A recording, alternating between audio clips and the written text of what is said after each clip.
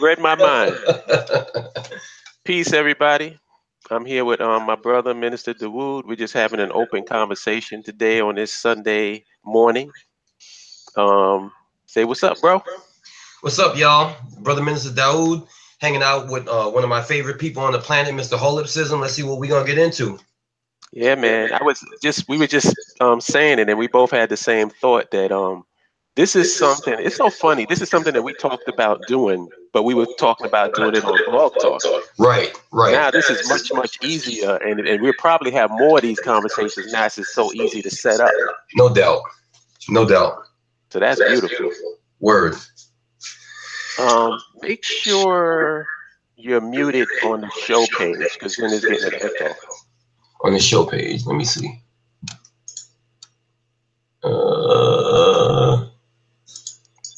Like the page where you can see the chat. Oh, I'm not on that page. Oh, you're not? No, man. Where the echo is coming from? It's coming through because mine basically is coming through a microphone, I guess, in my screen. So maybe, but it wasn't like that when we did the show with Thorough, right? Okay, wait. Oh, you know what? It echoes when I talk, but not when you talk. Oh, okay. All right, it's all right. It's cool. Peace, Lil Will. Ill Will Cole, number 1. What I had on my mind was I've been listening to I've been going to a lot of the live forums, and I've been in the chat rooms, basically just chilling out and listening, trying to see what people are saying. Right. And I think the number one thing that people keep saying is they're tired of the negativity. They're tired of, and when I say the negativity, what I mean is they're tired of hearing about the problems. Right. They're tired of hearing these detailed breakdowns of how fucked up things are. Right. And what they want is some solutions, and they want something that inspires people. Right. And I agree with them. I do too, but you know something, bro? I agree that's what we need, but I don't agree that everybody wants solutions. Oh, I agree with that. 100%. You know what I'm saying? Mm-hmm. And I'll tell you why. I was having this discussion with somebody that I have this discussion with all the time on the same topic. They listen to, and you know, we don't use names, so they listen to internet YouTube guru, insert here, and that person, you know, I always ask them, like, almost tongue in cheek, what did they have to say about the royal wedding? What did they have to say about Tariq Nasheed getting locked up? What did they have to say about this? Mm-hmm. And they said to me, after me kind of going back and forth with them for a long time, they said, you know, I'm kind of getting tired of listening to them. I said, really, why? So they came up with something that's near and dear to them is the reason. And I just was like, well, I said, you know, I give you credit for that. I said, but really, you still miss my point. And they said, what's your point? I said, the point to me is that nobody is doing shit here in America. It says, oh, here you go with that again. I said, no, you got to hear me out. I do my little, you know, I do my activism work offline. I do domestic violence classes, fatherhood support groups, feed people in the community, all that other stuff. I'm not saying nobody is helping nobody, but what I'm saying is that at the grand level, we have now we're into the 3rd generation of the Black Power movement, and we still don't have a structure the size of a megachurch. Brother Minister Dawud, have gone into megachurches to do electronic security. These are multi-million-dollar structures just for church. And if we don't have anything comparable to that, don't tell me that 2 documentaries or 3 documentaries, don't tell me that a couple of entrepreneur workshops is doing something. That's not doing a damn thing. And so what I mean by people don't want solutions, people don't want nationhood, which is the ultimate solution to everything we have. Us banding together and becoming serious over a consistent amount of time, really talking about sacrificing and planning to have a nation of our own off the shores of America. You say you want solutions, but really what you want is a handout. You want some kind of bank. You want some kind of derivative fund, which is what's being bandied about now. Anything that could alleviate your individual economic problems. But the reality of it is that you're still going to have crackheads. You're still going to have people robbing and stealing. You're still going to have people that, dudes that are killing our daughters because they may not act right in a certain relationship or whatever. You're still going to have all of this until you have your own nation and you can deal with it. Because when you try to use and I heard this terminology and I really agree with it. When you use the personal executioner of white people being police, you are always going to lose. So you don't want solutions. What you want is something to help your individual situation. Yeah, I would agree with that. I would say that for the most part that's true. Like when you talk about percentage-wise, the majority of people saying that, I agree with you 100%. Because there's only but like about 5% of us who really want nationhood. Right. Really, only 5%. And I've always felt that way. Like I've never expected there was going to be some big groundswell or a mass movement of people who want nationhood. It's always going to be the 5% of the people who can see the big picture and know what the solution is. Right. Yep. I was trying to I was talking with my brother Jonathan yesterday, and he's frustrated because he reminds me of how I was when I first got it, like when me and Mac and my cousin and my nephew and all of them. And I think I told you the story before. Like, you did. In our naivete, it's worth hearing again, though. Yeah, in our naivete, we came to the conclusion that, wait a minute, you got all these groups in the community talking about the white man is the devil. If they all understand what the enemy is, I mean, they may all have different ways of expressing it or where he came from or different mythology. Oh, they're talking about the echo. I don't hear the echo on my end, though, bro. Yeah, the Richard J. I can hear it too. I wonder how we can eliminate that. Nah, you're coming in clear on mine, and I don't know what's going down. Are they saying I'm echoing too? No, just me. Word. You're listening to me through your speakers, right? Yes. That's why. There's not much we can do about that unless you got a headset. There's no way to eliminate that. Let me work on that. Yeah, but yeah, we said these groups all say that the white man is the devil, right? And why aren't these groups all working together? Since you have the common enemy. Now you may say he's the devil because he's a descendant of this group, or he's a devil because he's a descendant of that. But it's the guy that's here today. You can point to him and see this is the guy that y'all say is the enemy. Right. Oh, it went away. Going, right? Yeah, I got headphones in now. Okay, cool. Can you hear me good? We got Thomas in the group too.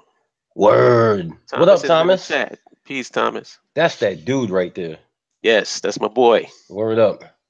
And so in our naivete, we actually did this, and I want to get the tapes from this because I believe Holip has it. Ambassador Saw has them. We interviewed all of the groups, and we asked them, why is it that you're not working with it? And if you want to see some Savian Glover tap dancing, there was so much tap dancing, and I was like, wow. Every group had an excuse as to why they couldn't work with the other group. And I said, well, wait a minute. Don't y'all all agree that the white man is the devil? I mean, the devil. You're saying that this guy is the ultimate of evil on the earth.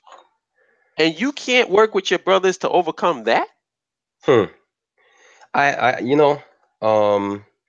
funny. Like I have something to say that's going to like kind of set off certain people's alarms, because I know people don't like metaphysics, spirituality, or whatever they call new age religion. But I really don't care. It is what it is. For me, for me, I've been doing a lot of studying on the different energy on the planet and what's called ages. And what I've been kind of relieved and shocked to find out is that we, you know, I for the longest time, brother, I've been talking about how we moving into another generation, but the people in the spiritual community call it a new age. And so what's happening is that we're moving out of the age that supported all of those older institutions. We're moving out of an age that says that you have to join this, you have to join that, you have to join this, and you got to be there for 80, 90 years and die in that organization helping them, or else you're some kind of bad guy. That age is over.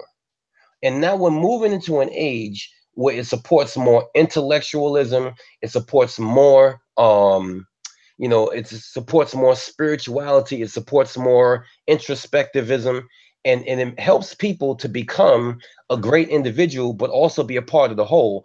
However, the whole is not monopolized by one dude. Right. And to me, the number one reason why, when you went around to all those groups, they said we not helping other people, is because, quite frankly, all of those groups would be holding to one dude. Not saying one dude was over all the groups, one individual dude per group.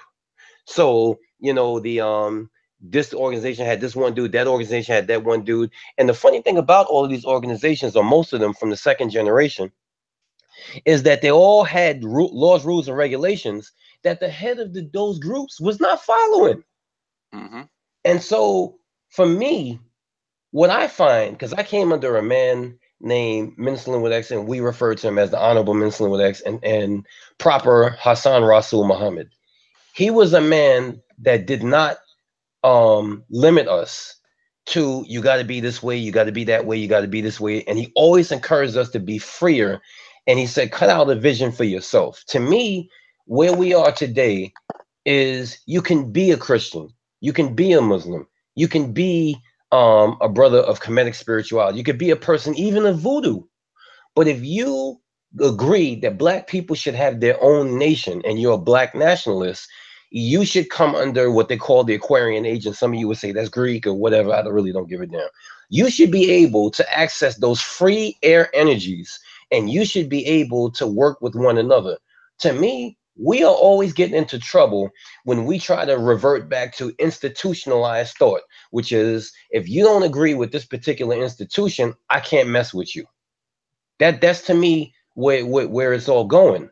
So I think that, to be very honest with you, brother, I think that as time goes along, because what I've been hearing is really encouraging me, what I've been reading, I should say. As time goes along, you see a lot of people letting go of them old institutions and thoughts, because one by one, and not because they want to, because they get screwed by them. Let's be very clear.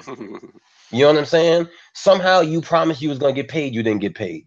Or somehow you came there with your wife and your wife gets screwed by said person in the movement, or you know, just a litany of things that happen in these older institutions. And not even really because the people are inherently malicious, it's because the time for that stuff is done. And that it's now time for us to separate ourselves and realign ourselves along a more cohesive model that allows you to be you, but to commit. And the last thing I'll say is this. I was looking at a meme in one of the, I think it's the Africans Unite group. And the dude was saying, I'm a Black nationalist, right? And I was like, okay. And then under it, it said, I don't believe in gay marriage. I don't believe in this, that, and the next thing. Wait a minute. You cannot believe in gay marriage, homosexuality, or whatever. But Black nationalism is when you are a Black person that wants your own nation. Why the hell, I'm coming very close to cursing today. Why the hell can't we understand that? I'm not saying that you should accept homosexuality. I'm not saying that you should accept any of that stuff. But don't say that that's the definition of Black nationalism. It's not. Black nationalism is when you are simply a Black person that wants their own nation. Where the hell did this get all muddled at? Well, I believe, this is my personal opinion, and I've actually touched on this in the previous shows that I've done, is that the conscious community and the Black talking heads and all of the people that's involved in that preach individualism. Yes, this is they true. preach individualism as a solution to systemic problems. And this is why you have people that can't really think about the big picture because all they can think about is their own individual interest. Right. So they literally can't. So it's like I hear like what you were saying is, and like somebody who's ignorant would take what you say and then go, oh, Minister Dawud appears to be pro-homosexual. Yep. That's what they'll do. Yep. The only thing that they can see is the trigger of homosexual. Oh shit, he said homosexual. Oh my God. He's talking about it. He must be for like what the hell is wrong with you, man? I'm telling you, when you respond that way, when you get triggered by certain words, you're actually revealing certain things about yourself. Mm-hmm. It's just like I said, like about this situation with the pansexuality thing that was going on in this, what was supposed to be going on in this last Star Wars movie. Mm-hmm. How come I went to see that movie and that whole shit missed me? Exactly. I had to be alerted that there was an agenda. Right. After I saw the movie, somebody had to tell me, oh, did you know there was a pansexual agenda? I'm like, oh, really? Shit. I must have missed it. Yo, we got guess who we got with us? Yes. Hey, what's good, man? Peace, big brother. How you? I'm finally good, man. Got you two on the phone at the same time. I'm so happy right now. Okay. Peace. Well, let us say from the outset, long live Dynast. Brother, how you doing, brother? Great, fantastic work. I appreciate it, man. Thank you so much. Are we on live? Are we live on something? Or? Yes, sir, we are. Okay. All right. We're just having an open conversation. Okay. Nothing in particular. All right. Well, I already chopped it up. Okay. Yeah. So how you doing? Oh, I saw your email. You said you're not really feeling South Africa. Yeah. I'm not a big fan of South Africa, man. I would rather go to Namibia, but I'm not a big fan of South Africa, man. You had a bad experience there? It wasn't a bad experience. It's just until they have land reform and take control of their own economy, it's just South Africa is depressing. I'm not a big fan of it, bro. I hear you. You know, the black people don't control anything there. I hear you. Yeah, that's sad, man. Because like I said, the only reason why I wanted to go because I got a lot of people in there. You know what I'm saying? They were like telling me, yo, come visit us. I'm like, all right, I'll come. Yeah, go visit. I mean, it's a nice place. It's cool, but I wasn't a big fan of South Africa, man. It's funny you mentioned Namibia because that's another place I wanted to go to, and I want to go to Angola as well. Yeah, go to Angola. Mm-hmm. I'll go to Angola or Namibia over South Africa. Word. Cool. Well, that's something to think about. Mm-hmm. Yes, sir. I'm trying to get out this year, man. I want to get out there, so that might be a thing. Big brother Dynast, I've been wanting to ask you this for a while, bro. Go ahead. You have been to places on the continent, right? Right. What can you tell us is the biggest challenge in regards to infrastructure on the continent? So in other words, let's just say 20 years from now, everything falls into place. We have engineers, we have tradesmen, we have administrators. We're ready to go and make our move to the continent. We're ready to build infrastructure. Not saying the whole continent, but in specific places. Let's take South Africa, for instance. If in fact somebody told us that we had some, they would give us a swath of land in South Africa, we paid for it, and we was able to do, what would be what do you think would be our challenges to setting up a grown-up infrastructure there? I would say that South Africa and Namibia already has the infrastructure. Okay. They're just recently coming out of apartheid. So, they pretty much have everything built up already. Everywhere else, man, I mean, it's getting better. Like when the first time I went, the roads were terrible. Right. But, some of the countries I've been to more than once, the roads are getting better. So that's getting taken care of. But little things like, just like traffic lights and stop signs and, I'm going to say, making sure everyone has, just running water. I mean, it's getting better, but some places, you still, you're in the city, they're so old that you're still getting the water from the not from the borehole, but I mean, you still gotta take baths with buckets, you know. So little things like that. So proper, making sure everyone has proper plumbing, you know, because like even in the hood, everyone has proper plumbing. Right. Uh, you know, there's little things like that. I have to compile a list, but the roads are getting much better because every time, you know, I go to different countries or you know more than once, they're always improving over time. But then, like I said, little things just like okay, with this amount of people in this city, this amount of traffic, why is there only one stop sign or one stoplight? Like, you know, Right. we need Right. some more checks and balances in place when it comes to traffic so there's no accidents. You know, Right. so you know, so the roads are safer because you know, like in Ghana and stuff, man, the amount of traffic like deaths due to traffic accidents that they have is ridiculous. Like it's crazy. Uh, so as long as the roads are cool, um, you know, I would say this: the buildings they might look old, but I would say the buildings are more solid there than you know a lot of times here in America. You know, because you know, like I was watching like here, like where I'm in Atlanta, they're doing like new home construction. Like they're, you know, you look at it like everything is pretty much like, you know, like this cheap wood. You know, as far as the you know, as far as the homes go and construction, but there everything is like cinder blocks and like it's real materials that's just not going anywhere. Um, so roads, of course, Nigeria is suffering. They deal with electricity issues. Um, the internet is getting better, so you have faster internet. You know, of course, you got to pay a premium for it. Right. I heard. Yeah, but you know, it's like I said, over time, it's see by the time 20 years come, everything they'll be fine. Everything is getting better. You know, was crazy. It's getting worse here in America. Yeah. Well, you know, I was getting ready to ask you that, bro, because you say you're from Atlanta, and Yeah, I live that in makes, Atlanta. Yeah.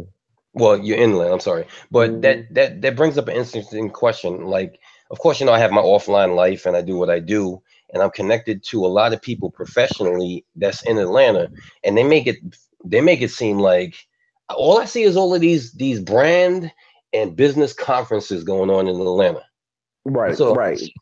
so can you like I guess apprise me and the people to the difference between what you see online and what you actually see in Atlanta? Because I know a lot of times people make it seem like it's a great place and all of this economic activity is going, but I'm from New York City, but I live in upstate New York, and a lot of people think that Atlanta is your Islamic version of the holy city Mecca. Like they're gonna travel there, go around the black statue 4 times.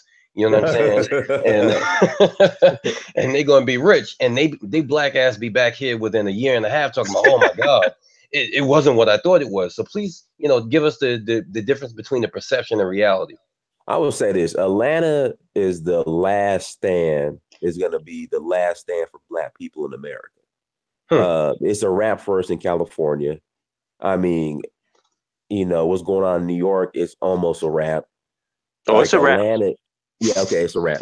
Okay, well there it is. Okay, Atlanta is the last. Is going to be the Battle of the Alamo. Like it's going to be the last stand. Don't get me wrong. There's a lot of fuckery that goes on here in Atlanta, but you have a lot of Black-owned businesses. I mean, with all the fuckery, you do have people in Atlanta, Black people who have their heads on right and are doing the right thing.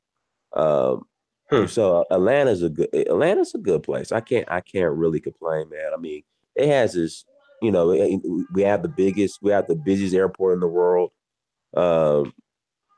So that's another thing about that Africa. airport Like, is huge, man. Word. right, and that's another thing about Africa. The airports are getting better. Like, you know, Senegal, they just built a new airport. The airport in Togo was beautiful. So I remember when I first came to Africa, man, these airports were fucked up. But you know, a lot of these places, but the airports are getting remodeled or rebuilt in Africa. But back to Atlanta, um, yeah, man, this is gonna be the last stand of the Black man in America here in Atlanta. Like once Atlanta falls, it's a wrap. So I mean, we're holding on. You know, of course, a lot of Atlanta is gentrifying, but you still have a lot of Black ownership in Atlanta, which is a must in order to have, I would say, a stable, Black community. Don't get me wrong, we do have our killer Samboism and destructive clownism here, but there's enough Black people here with some sense to kind of to offset that. So, like I said, Atlanta's the last thing because there's a rap in California, as you said, there's a rap for Black people in New York. I don't know what's going on. I don't really. I guess there's a rap for Black people in Detroit too, and Chicago, and I'm thinking other places. Houston, Atlanta is the last major city where it's going to be the last. I mean, it's going to be the final showdown. Once Atlanta goes, you could really just cancel. And Thanos is coming with the Infinity Gauntlet, so. He's already. Oh yeah, Thanos just definitely has his eyes set on Atlanta. He has his eyes set on Atlanta. It's funny to me, like, I always come from the Black movement perspective, being a person that's been down with the Black movement since, I want to say, 1990. And what I know is that the model that we use to reach people in the 90s, you would definitely be decimated today. And the reason being is that we use the simple go door to door, rally people in community situation. I can remember specifically in 1999, there was like a mass meeting in Newport News, Virginia. Never been to Newport News before. Right. So I went down there. Man, I was amazed, brother. There was like a long swath of, like, I want to say 6 projects together. And, Nation of Islam Muslims, we're known for our discipline. Like, we'll knock that out. So we basically started in the morning and we hit every single door in that community. I mean, every single door. It was just literally 6 projects together. I couldn't tell you where it was at. I just could tell you that it was all together. And what I know is that today you can't do that because a lot of the projects are being demoed for high income housing. Yeah. You know what I'm saying? So whereas before, you showed up to your captain, lieutenant, whatever, you got 100 papers and he said, you're going over here. And you knew that you was going to knock on the door. 4.5 out of the 5 people that you saw, they were going to be Black. However, today, you don't know that because even in places like Atlanta, upstate New York, they're starting to, what they did slickly up here is they put a casino right on the edge of the hood. So once they did that, then they started demoing structures that people was complaining about for years because, it's just amazing the lack of strategy that Black leaders have used. We got all of these empty buildings and houses and we need to do something with it. White people say, okay, here's what we're going to do. We're going to demo that. We're going to put high income $2,000 to $3,000 housing there so you can't rent it. Right. And then what are you going to do? Now you got to move to someplace else. And people are just being pushed around to various different places. So when I make this statement, I don't know if anybody's in your chat room has disagreed with what I said earlier, but when I make the statement, nobody in America is doing a goddamn thing. That's what I mean. I don't mean that, you know what I'm saying? Like, we got organizations and they've been successful in signing up 100 people to their movement and signing up 200, 300, 400, 500 people. What I'm saying is that there's no real plan to address this situation as it is. There's just a lot of people talking about it, and this is why, for me, the solution has always been an independent nation off the shores of America, where you can't set up shop and then they eminent domain or they FBI or they COINTELPRO or all the various things that we've seen in the white supremacy playbook happen to you. You at least have some control over that. Well, here in the Atlanta area, you have what is called the city of Stonecrest. And so basically what happened, you have the area of Atlanta called Stone Mountain, Lithonia, where it's Black people who did everything they were told they were supposed to, get their degrees, get a high paying job, buy a house, but what they were noticing was like, okay, we've done all that. We're making great money. But for some reason, our property values are lower than the White community, on the other side of town, who did the same thing. So why are we being punished, right? Right. For doing everything right, but our property values continue to sink for some odd reason? I mean, we take care of our yards or front lawn. We're not out here kilo Samboism and, parking our box Chevys in the front yard. Like we were doing everything right. So they said, okay, number one, where are the Black politicians who are supposed to represent us? Why aren't they? This is a major issue that's affecting Black wealth. Where are our Black politicians at? So what we're gonna do, we're gonna start our own. I don't want to say it was like Sun City, but City of Stonecrest was it's kind of like uh their own city. You can look it up online. I'm probably putting it in the wrong words, but it's like they said, fuck it, we're gonna split and start our own city for the most part. So you have the City of Stonecrest, which is like in between kind of like Stone Mountain and Lithonia here in Atlanta. And just part of it was they were tired that, we're doing everything right, but our property values continue to sink. And they're not, our property values aren't going up. The schools aren't really getting better. Where's our damn tax money going? But on the other side of town, like Alpharetta, schools are great, property values are going up. So, like you said, it's just the only solution because our Black politicians aren't doing shit at all. Right. To address issues. Like they're too worried about non-Black illegal aliens, feminism, LGBTQ. I mean, that's what their focus is on. It's not enough. So. Right. So yeah. So, I mean, you're right. That's really the only solution. And to keep it 100, were you going to say something, Holip? No. Go ahead. To keep it 100, as crooked politicians go, that's really what you should focus on. Because, you know what I'm saying? If you're going to be 100% honest with yourself and everybody else, if you was a politician, which means by trade, you benefit by lying to and screwing the people, then you should focus on LGBT and Q, excuse me, forgot the Q. XYZ. Yep. And what you call and aliens, because they are the people that's going to keep you in office. It's just like people be getting mad at Donald Trump. And I say to them, if you was Donald Trump and you knew you had no way in hell of going into office, wouldn't you focus on white supremacists? Wouldn't you focus on that kind of rhetoric? And so I just think that when you look at it from an emotional standpoint, it's hard to see why people do what they do. But when you look at it from a strategic standpoint, it's very easy and you can understand. What I think we need to understand is we need to look at our situation from not an emotional standpoint, but from a strategic standpoint. Just to build on that, I said the same thing similar, like on my Facebook page when it came to these new coons that's out, Candace Owens and the old coons like Jesse Lee Peterson and stuff. Just think about this. These Negroes feel so comfortable that they can say openly that slavery was a good thing and you ain't a real man until you pick some cotton. Right. They feel comfortable saying this. That's more of a damnation of our culture than them, to me. Right. That's true. Like this guy, one of the things that really lets me know that there is really no hardcore dudes out here. Like everybody talking about they rude boys and all this other. This get the fuck out of here. There's an officer in Philly that's named Philip Nace. This guy is legendary. He actually got kicked off the force for all of the brutality that he had against the Black people in Philadelphia in that community. This guy is still walking. He's not a cop anymore. He's still walking around breathing. Right.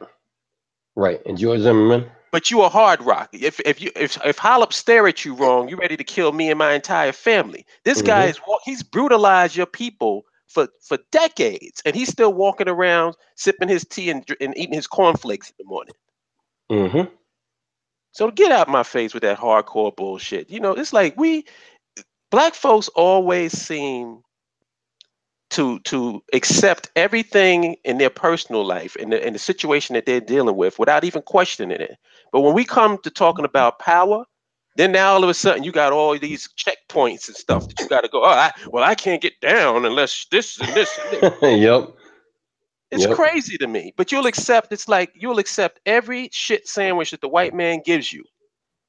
But when it comes to us, the mere suggestion that you should have a nation elicits hostility. hostility. These people I've seen people get legitimately heated just because we said we should have a land of our own. I don't know, bro. I don't know. Actually, I do know, but it's just a reflex. But I do know. I was getting into this discussion today with a warlord on Facebook. Brother Dynast, there's a brother that we're all near and dear to. He's part of the BAIO. He goes by the name African Warlord X. He's from the Blog Talk Radio days. Okay. So in other words, he had posted this video of this alligator, like this dude was fishing some fish out of the sea. And basically the dude had just got the fish out of it was a lake, and the alligator bum rushed the fish and snatched it and went back into the water. And so Warlord's a real dude. Like Warlord is one of the only dudes we know that has a physics degree from South Carolina University. You know what I'm saying? Like he's got a grown up mind. And so we started talking about how, because a lot of people think from media that the most successful German force in the World War II was basically the Panzer Division, specifically the tanks. And when you really do the research and the knowledge, what you find out is it was the U-boat campaign. And the reason why it was the U-boat campaign is the U-boat campaign was able to sink hundreds of British and American ships that were trying to bring supplies to the troops as well as the other countries. And so, we were getting into the discussion as to how they came about it, because that alligator looked just like how U-boats, because a U-boat, basically, if you really understand it, we don't really have to get into the details, but it's half on the surface and half underwater. And it emerges like that in order to attack its prey. So we was getting into the kind of discussion. And I said to myself, I said, you know something? If we could influence enough Black people to be interested in these kind of discussions, instead of the gender war bullshit that you see every day, which is Black men never take care of their children, they beat their women, they're not this, they're not that, and Black women are ratchet, single mothers, they're responsible. The feminist movement started when the government took the man out of the house. And all of this stuff that we've been hearing for hundreds of years, to me, I think that would solve a good portion of the problem that we have. But it's not enough people who believe that that's true. So we still got the same stupid conversations every single day, which is what? Which is we got to leave these Black women alone. We got to date outside of our race. We got to go to Brazil. Brazil is where the promised land is and all this other stuff. And to me, I just think that if we can influence enough younger people to be interested in that kind of science and solution-oriented building, that in and of itself would go, I think that would go more towards the BAIO cause than just, I think, some of the proselytizing we do. I would agree with that. I agree. I would agree with that. Like, I think that one of the things I liked about the Black Panther movie was Shuri. Right. The thing, and what made that character interesting to me was that she wasn't sexualized in any way. Right.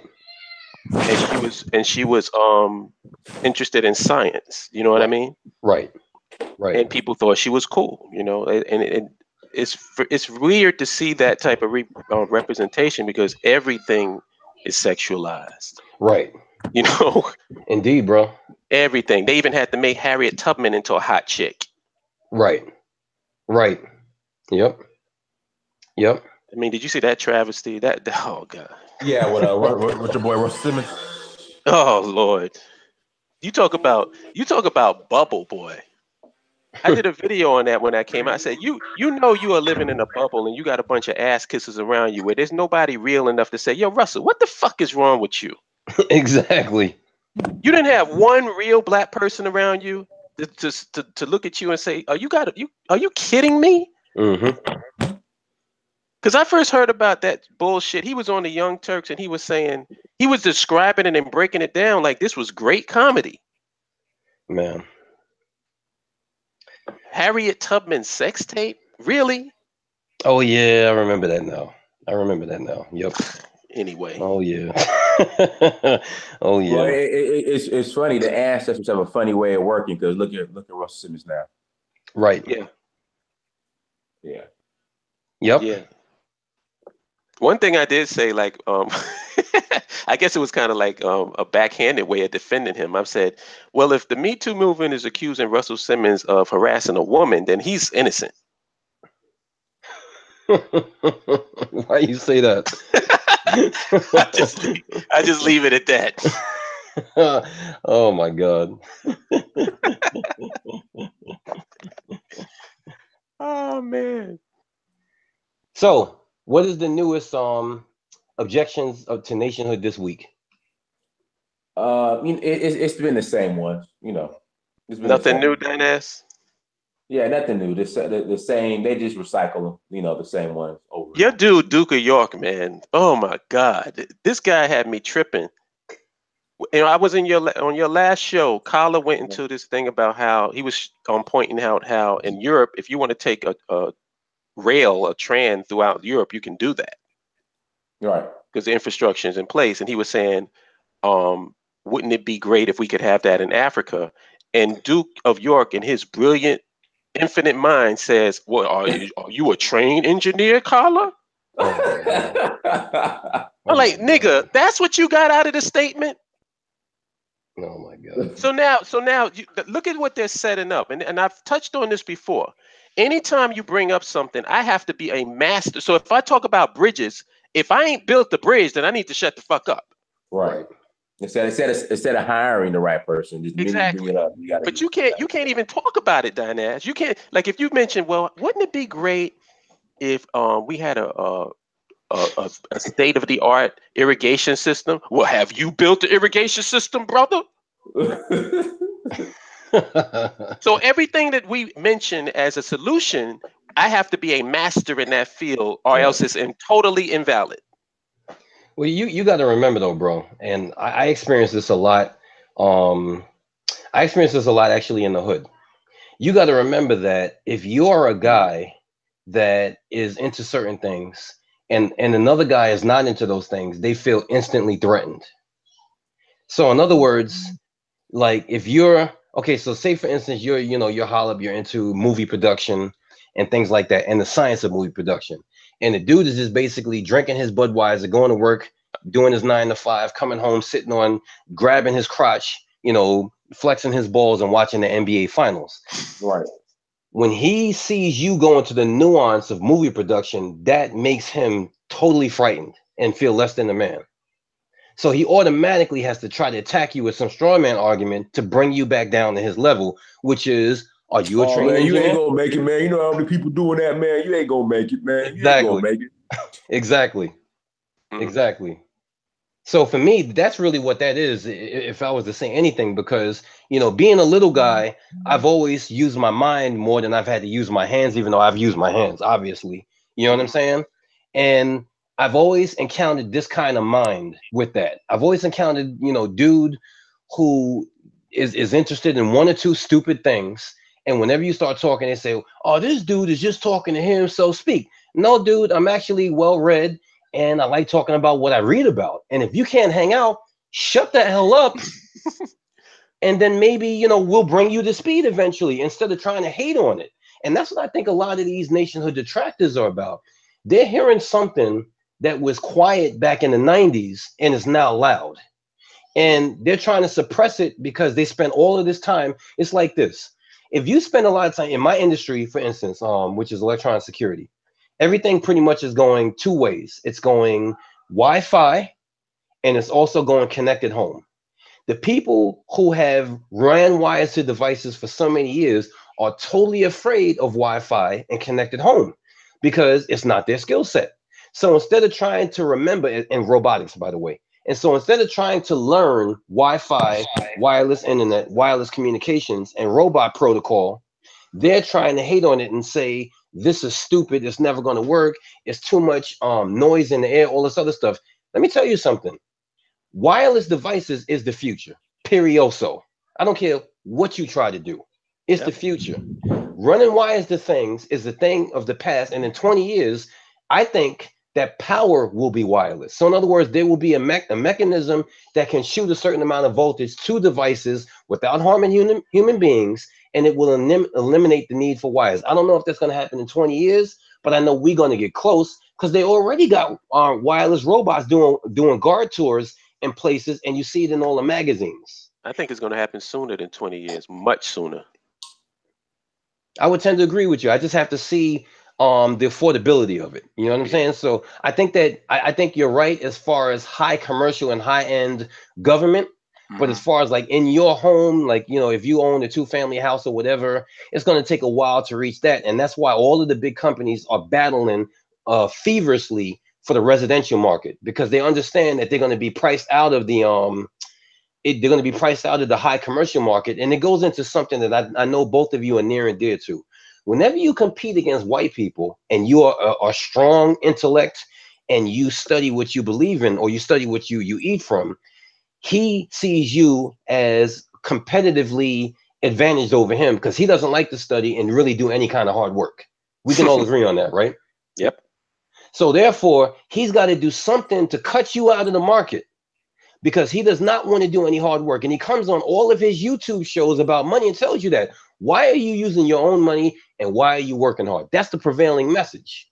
And so what they're doing now is they're scrambling for the residential market because they understand that people on the residential level won't be able to afford that for now. In the future, they will, but for now, so they're like, we don't really want to work hard. We don't really want to learn all that stuff. We're going to try to get the easy stuff still. That's the reason why you can sign up today for an alarm system and pay nothing and have your whole house alarmed and just be paying a $50 monthly fee, because somebody lazy decided everything should go wireless. Oh, I wanna do this, and I'm want to congratulate Dynast on hitting that 20K mark of subscribers. Yeah. Yep. Oh, that's what's up. Congratulations, brother. And I put the link to his channel in the description box, so click on the link and subscribe to his channel. I put Minister Dawud's link in the description box, so click on that and subscribe to his channel. And in the immortal words of Dynast, click the like button. We got 25 people. Click. I want to see 25 likes. Just go over and just click on the little thumbs up. That's all I want to say. That's my plug.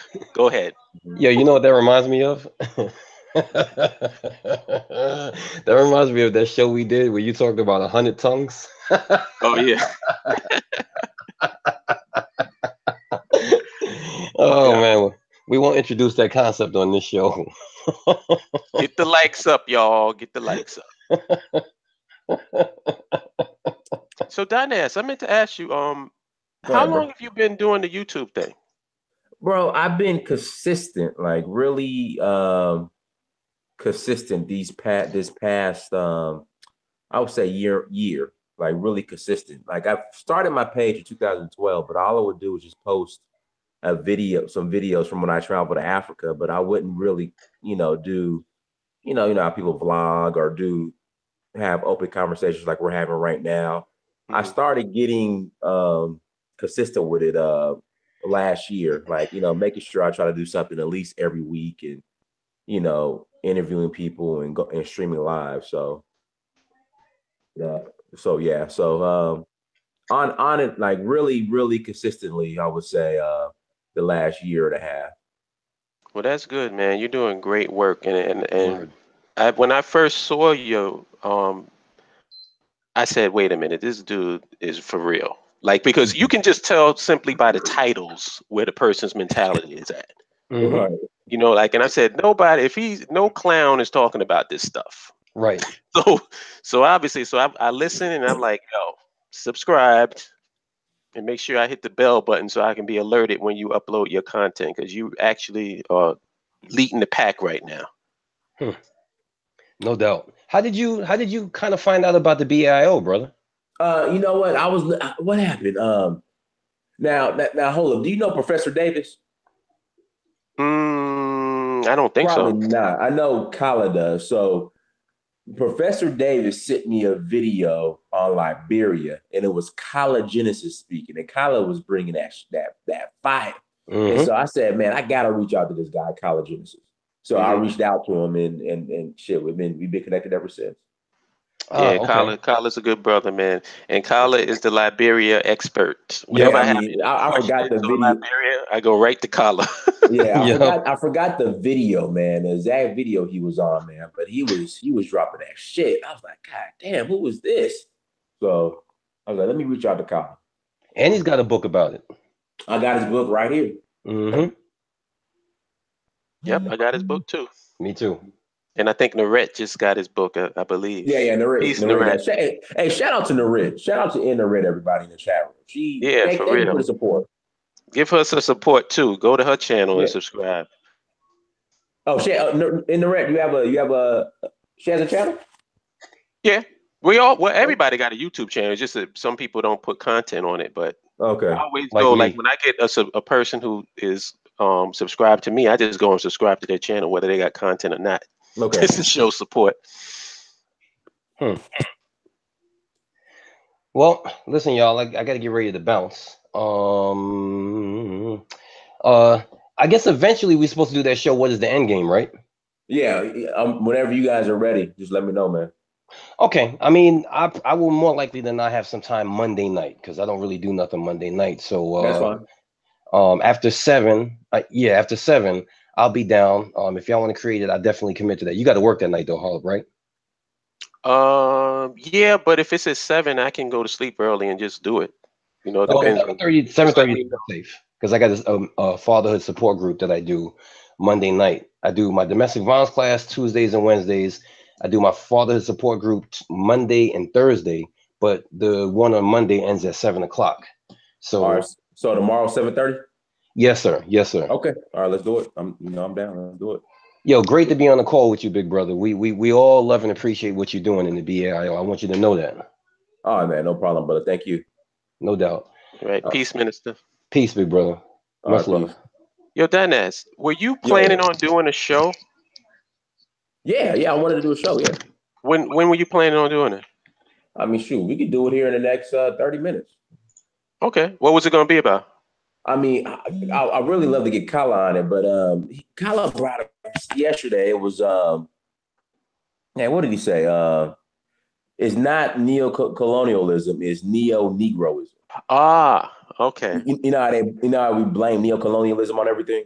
It's right. Just, I heard to the point now, we got to stop with the white man and Thanos. It's neo-Negroism. Thank you. Yo, Kala's in the chat room. Kala, can you do it? You want to come on, Kala? At least for 20 minutes. Can you come on? He's probably gonna book you. Are you booking it at 12:30?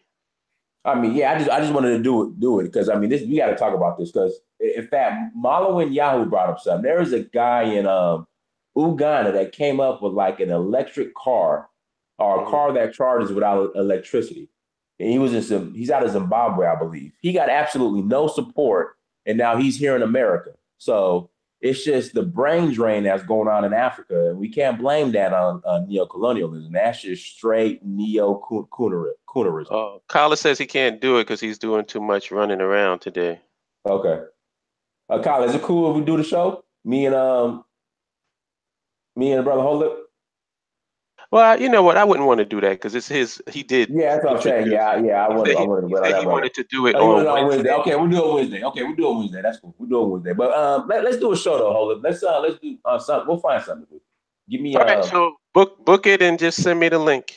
Okay, cool. Now I'll end this one because we had a good convo. All right, y'all. So meet us on Dynast channel. Search for Uhuru, and I'll holler at you people later. Peace. 12:30. Be there.